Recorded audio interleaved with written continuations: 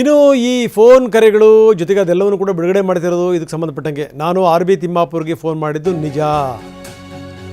70% 80% ಅಂಥವೆಲ್ಲ ಮಾತಾಡಿಲ್ಲ ನಾನು, ಅದೆಲ್ಲ ತಿರುಚಿರೋದು.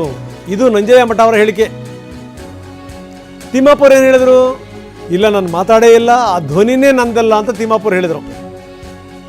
ನಂಜಯ್ಯ ಮಠ ಏನು ಹೇಳ್ತಿದ್ದಾರೆ? ಹೌದು ನಾನು ಮಾತಾಡಿದ್ದು ನಿಜ, ಆದರೆ ಅದರಲ್ಲಿ ಅದು ಇದು ಸೇರಿಸಿದ್ದಾರೆ ಅಂತಾರೆ ಅವರು. ಆರ್ ಬಿ ತಿಮ್ಮಾಪುರ್ ಉತ್ತರ ಕರ್ನಾಟಕದ ಹಳೆ ರಾಜಕಾರಣಿ, ಮಂತ್ರಿ ಆಗಿದ್ದರೆ ಸಂತೋಷ ಆಗ್ತಾ ಇತ್ತು ಅಂತ ಮಾತಾಡಿದ್ದೀನಿ. ಅದನ್ನು ಬಿಟ್ಟರೆ ಬೇರೆಯವ್ರನ್ನ ನಾನು ಬೇರೆ ಬಗ್ಗೆ ಮಾತಾಡಿಲ್ಲ. H K Patil, H C Mahadevappa ಅವ್ರನ್ನ ಕೈ ಬಿಟ್ಟಿದ್ದಾರೆ. ಆರಂಭದಲ್ಲಿ ನಾನು ಆಡಿರುವಂಥ ಮಾತುಗಳು ನಿಜ, ಆದರೆ ನಂತರದ ಮಾತುಗಳು ನನ್ನವಲ್ಲ. ಇದು ನಂಜಯ್ಯ ಮಠ ಅವರ ಹೇಳಿಕೆ. ಹೀಗೆ ಆದರೆ ನಾನು ಕಾನೂನಿನ ಮೊರೆ ಹೋಗ್ತೀನಿ, ನಾನು ಕಂಪ್ಲೇಂಟ್ ಕೂಡ ಕೊಡ್ತೀನಿ ಅಂತ ಹೇಳಿದ್ದಾರೆ ನಂಜಯ್ಯ ಮಠ.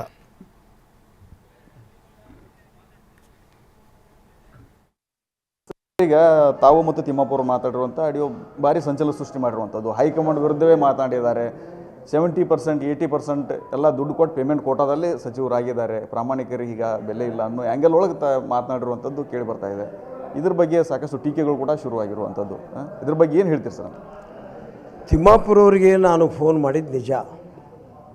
ಅವರು ಮಂತ್ರಿ ಆಗದೇ ಇರುವ ಕಾರಣಕ್ಕೆ ನನ್ನ ಅನುಕಂಪವನ್ನು ವ್ಯಕ್ತ ಮಾಡುವುದಕ್ಕಾಗಿ ಅವ್ರ ಮನೆ ಕಡೆಗೆ ಹೊರಟಿದ್ದೆ.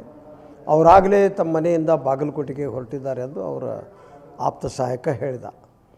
ನಾನು ಖುದ್ದಾಗಿ ಹೋಗಿ ಮಾತಾಡೋದಕ್ಕಂತ ಹೋದವರು. ಅರ್ಧ ದಾರಿಗೆ ಮತ್ತು ವಾಪಸ್ ಬಂದು ಅವ್ರಿಗೆ ಫೋನ್ ಮಾಡಿದೆ. ಅವರು ಫೋನ್ನಲ್ಲಿ ಅವರು ಮಾತಾಡಿದ್ವಿ. ಇಲ್ಲ ಏನೋ ಉತ್ತರ ಕರ್ನಾಟಕದಾಗ ಒಬ್ಬ ಹಳೇ ರಾಜಕಾರಣಿ, ಅದರ ಜೊತೆಗೆ 2-3 ಸಾರಿ ಮಂತ್ರಿ ಆದವರು, MLC MA ಆದವರು. ಈ ಮಾದರ ಸಮಾಜ ಉತ್ತರ ಕರ್ನಾಟಕದಲ್ಲಿ ಬಹಳಷ್ಟು ಸಂಖ್ಯೆಯಲ್ಲಿರೋದ್ರಿಂದ ನೀವು ಮಂತ್ರಿ ಆಗಿದ್ದರೆ ಸಂತೋಷ ಆಗ್ತಿತ್ತು, ಆಗಲಿ ಕಾದು ನೋಡೋಣ, ಸಮಯ ಹೆಂಗೆ ಬರ್ತಾ ಹಂಗೆ ನೋಡೋಣ ಆಗಂತ ಇಂಥ ಮಾತುಗಳನ್ನು ನಾವು ಅಷ್ಟೇ ಮಾತಾಡಿದ್ವಿ. ಆದರೆ ಒಂದಿಷ್ಟು ಒಳ್ಳೆ ಕೆಲವೊಂದು ಸೀಟ್ಗಳನ್ನು ಬಿಟ್ಟಾರೆ ಎಚ್ ಕೆ ಪಾಟೀಲ್ ಅಂತವರು, ಮಹದೇವಪ್ಪ, ನೀವು ಹಾಗೆ ಹೀಗಂತ ಮಾತಾಡಿದೆ. ಮುಂದೆ ಕೆಲವೊಂದು ನಾನು ಆಡಿಯೋ ಕೇಳಿದ ಮೇಲೆ ಆಶ್ಚರ್ಯ ಏನಾಯ್ತಂದರೆ, ನಾವು ಮಾತನಾಡಿದಂಥ ವಿಷಯಗಳು ಕಚ್ಚಾಗಿ ಅದರಲ್ಲಿ ಪ್ರಕಟ ಆಗಿರುವಂಥದ್ದನ್ನು ಕಂಡಿದ್ದೇನೆ. ನಮ್ಮ ವಾಯ್ಸು ಅಲ್ಲ ಅದು. ಅಲ್ಲಿವರೆಗೆ ನಾವು ಮಾತಾಡಿದ್ದು ನಿಜ. ಮುಂದೆ ಏನೇನೋ ಆರೋಪಗಳು ಇದ್ರ ಷಡ್ಯಂತ್ರ ಮಾತ್ರ ಸ್ಪಷ್ಟವಾಗಿ ಕಾಣ್ತದೆ. ನಾನು ಕಾನೂನು ಮೊರೆ ಹೋಗ್ತೇನೆ.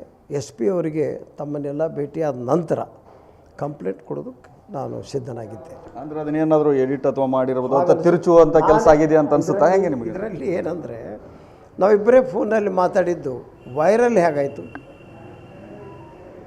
ಅದು ಬೇಕಲ್ಲ.